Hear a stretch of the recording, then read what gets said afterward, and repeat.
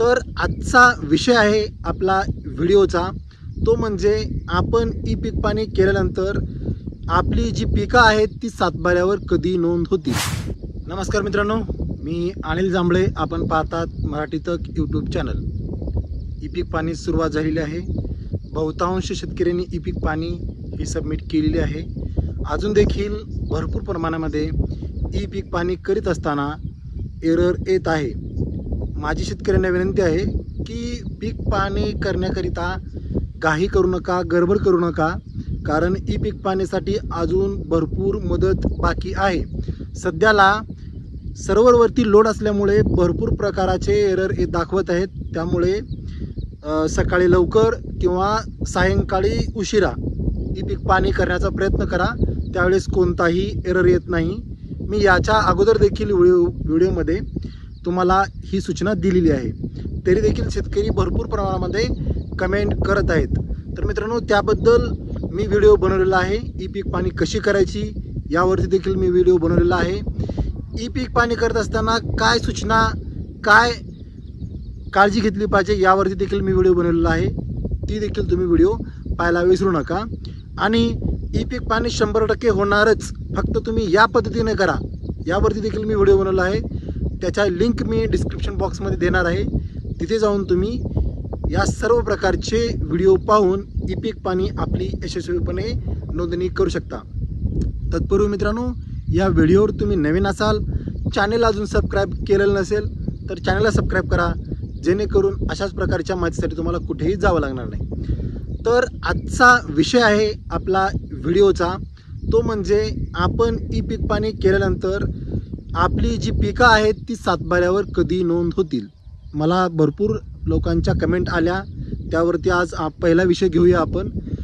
तुम्हाला यूट्यूबवरती भरपूर व्हिडिओ दिसतील की 10 मिनिटांमध्ये तुमच्या सातबाऱ्यावर, 5 मिनिटांमध्ये तुमच्या सातबाऱ्यावर, एका दिवसामध्ये तुमच्या सातबाऱ्यावर, पण हे जे व्हिडिओ आहेत ते सपशेल खोटे आहेत। मित्रांनो, व्हिडिओ बनवा, पण शेतकऱ्यांची दिशाभूल करू नका।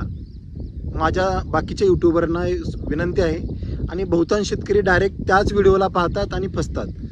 तर आपण जे ई पीक पाणी करतो त्याची नोंद सातबाऱ्यावर कधी होते, एक साधी आणि सोपी गोष्ट आहे। तुम्हा शेतकऱ्यांना शासनाने जवळपास 1.5 महिन्याचा कालावधी हा दिलेला आहे।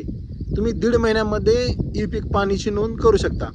तर आपण ई पीक पाणी केल्यानंतर आपलं जे तलाठी ऑफिस आहे तिथे त्यांच्या ऑनलाईनला दिसतं, ते व्हेरीफाय करतात। व्हेरीफाय केल्यानंतरच तुमच्या सातबाऱ्यावरती जाण्याची त्याची प्रोसेस सुरुवात होते। आता सातबारा, डिजिटल सातबारा किंवा आपण जे फ्रीमध्ये बघतो ॲप किंवा महाभूमिलेखचं जे सातबाराचं पोर्टल आहे त्याच्यावरती यायला देखील वेळ लागतो का, तर ते एक प्रायव्हेट कंपनी आहेत, ते सातबाऱ्यावरती घ्यायला वेळ लावतात। तर आपल्याला शासनाने 1.5 महिन्याचा कालावधी दिलेला आहे ई पीक पाणी करण्याकरिता। तर 1.5 महिन्याच्या नंतरच, 1.5 महिना झाल्यानंतर सहाय्यक स्तरावरची ई पीक पाणी चालू होते।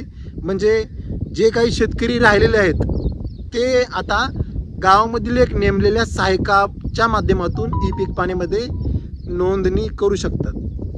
त्याच्यामुळे ई पीक पाणी केल्यानंतर सातबाऱ्यावरती यायला कमीत कमी 2 महिने लागतात। एकतर 1.5 महिना झाल्यानंतरच तुम्हाला शासनचं जे डाटा आहे ते कंपनीकडे ट्रान्सफर होतं, आणि कंपनी कमीत कमी 20 ते 25 दिवस हे जे डाटा आहे ते ऑनलाईन करण्यासाठी घेतात।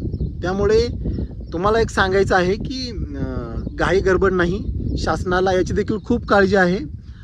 तर आपण नोंद केल्यानंतर आपल्याला 2 ते 2.5 महिने इतका कालावधी सातबाऱ्यावरती यायला लागतो। मित्रांनो, ई पीक पाणीबद्दल जितक्या काही अडचणी असतील तितक्या सर्व अडचणीवर आपण व्हिडिओ बनवलेले आहेत, तुम्ही नक्की पहा। आणि तुम्हाला व्हिडिओ आवडला तर नक्की कमेंट करा, कमेंट करून सांगा आवडला, शेअर करायला विसरू नका, आणि चॅनल सबस्क्राईब करायला देखील विसरू नका। मित्रांनो, परत भेटू एक उपयुक्त व्हिडिओ घेऊन, तोपर्यंत जय हिंद, जय महाराष्ट्र।